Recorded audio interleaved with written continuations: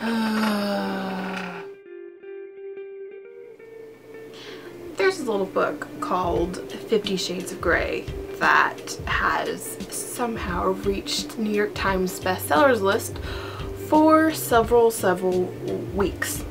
I think people forget that 50 Shades of Grey was in fact Twilight fan fiction called Master of the Universe before it was ever published. The author E.L. James decided to take down the fan fiction and publish it by herself without really anyone editing it. So people really wonder why it's not factual. That's why. I've yet to read 50 Shades of Grey, so I'm not really one to review it here. This is more of a rant.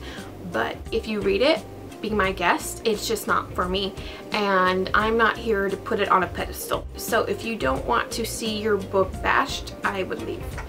Sorry. It really bothers me that E.L. James got this fame from Twilight and the Twilight fans. I was a Twilight fan. I still am, kind of.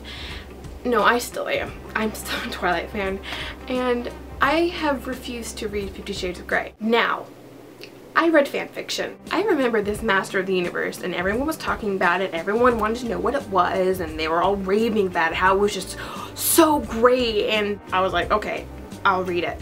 It was so boring. I couldn't even like get past the second chapter. And then it got published.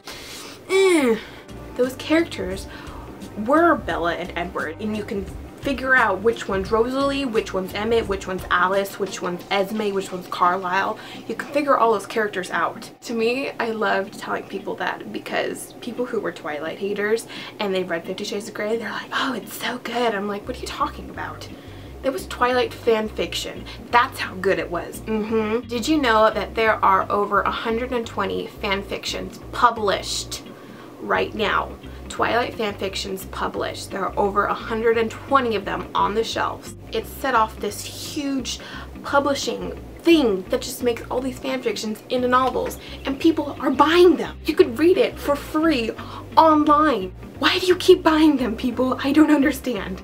Now, if you go to Target, which most people in America do, there is specifically a bookshelf for books like 50 Shades of Grey. And when I go with my friend, I'm like, fan fiction, fan fiction, fan fiction, fan fiction. I think what I'm trying to wrap my mind around is why this sudden influx in the publishing world with these fan fictions. It's really nothing new. They're romance novels. I mean, you can read any Harlequin novel and I'm sure it has the same type of story.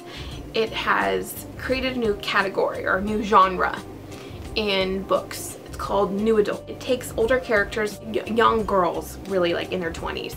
It takes that age group and puts them in more mature settings. It's really for those women who want to read something that has more mature themes in it, but not necessarily where you're kind of pining over a 17-year-old. People love this book, and they love it because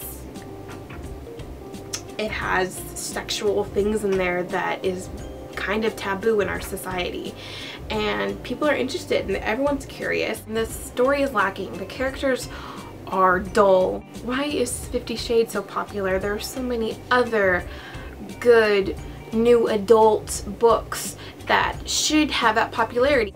The point is, 50 Shades of Grey sucks, and you should be reading other things. And maybe I might go see the movie. I don't know. It depends on if it has good reviews. But I will still be posting about it on Page to Premiere, unfortunately. Oh, fun fact. E.L. James blocked Page to Premiere. That was partly my fault. I wasn't really nice. I wasn't really nice about it when I posted, so sorry, Kimmy. E.L. James can kiss my butt. Or horse crop it.